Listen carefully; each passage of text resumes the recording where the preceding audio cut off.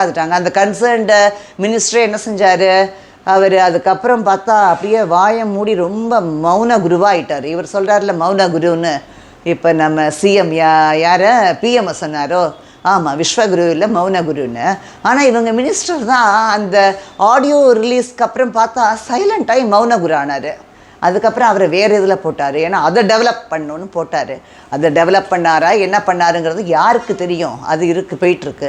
But இப்போ அவர் பிக்சர்லேயே எங்கேயும் வர்றதில்லை, எப்போவாவது வர்றாரு. எங்கள் ஊருக்காரர் நான்லாம் ரொம்ப பெருமையாக, ஆஹா அது ஒரு வீடியோவில் கூட சொல்லியிருந்தேன், நம்ம தலைவர் கூட கணக்கு தானே கேட்டார், இவர் கணக்கே 30,000 கோடின்னு சொல்லிட்டாரு அப்படின்னு.